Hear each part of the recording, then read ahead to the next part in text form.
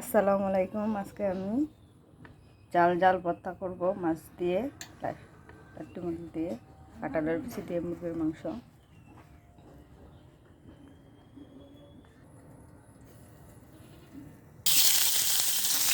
ভালো করে মাছগুলো ভেজে নেব।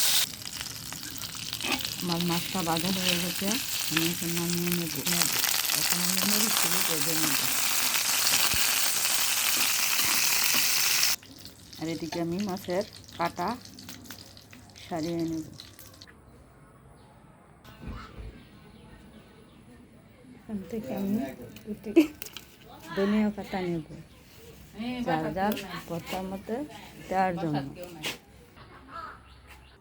এবার আমি ভর্তাটাকে ভালো করে হাতে মাখিয়ে নেব।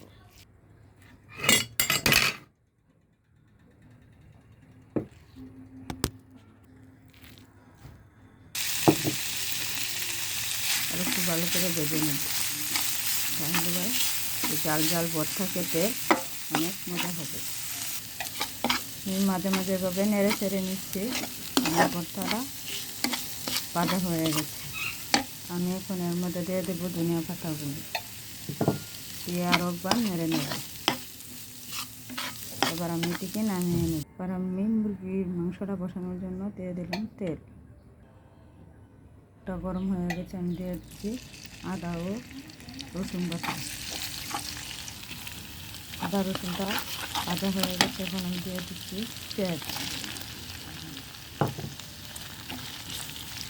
পেঁয়াজটা আমার ভাজা হয়ে গেছে। এবার আমি দিয়ে দেবো তেজপাতা, মশলা। এগুলো ভাজা হয়ে গেছে, এখন আমি দিয়ে দিচ্ছি সব ধরনের মশলা একসাথে নিয়ে নিয়েছি। আমি মশলাটাকে কিছুক্ষণ কষিয়ে নেব ভালো করে।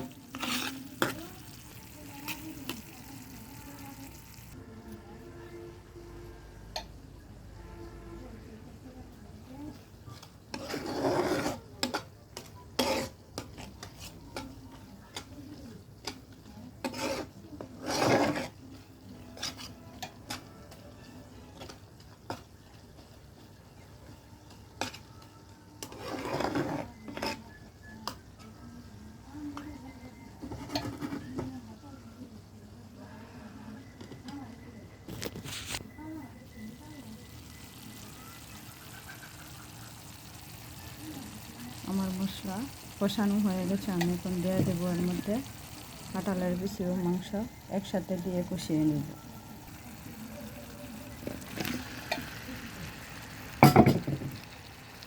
ভালো করে নেড়ে ছেড়ে নেব।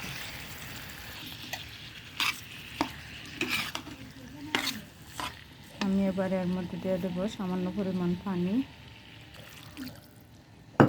দিয়ে দিলাম পানি। এবার ঢাকা দিয়ে কিছুক্ষণ ভালো করে সিদ্ধ করে নেব।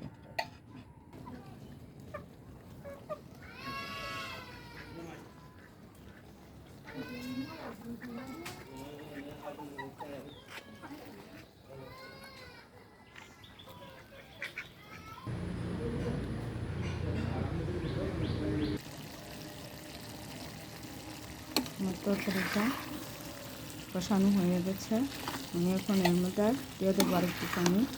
যেহেতু আমি কাঁঠালের বিচি দিয়েছি, সেই জন্য আমি দুইবার থেকে পানি দিয়ে ভালো করে কষিয়ে নিচ্ছি। পরিমাণ মতো পানি।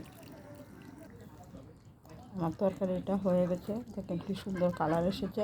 আপনারা এইভাবে কাঁঠালের বিচি দিয়ে রান্না করে খেয়ে দেখেন, অনেক ভালো লাগবে। ভর্তা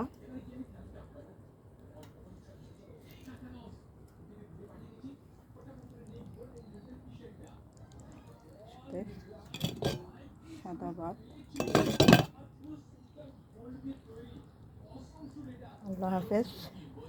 ভিডিওটি ভালো লাগলে সবাই লাইক, কমেন্ট, শেয়ার ও সাবস্ক্রাইব করবেন।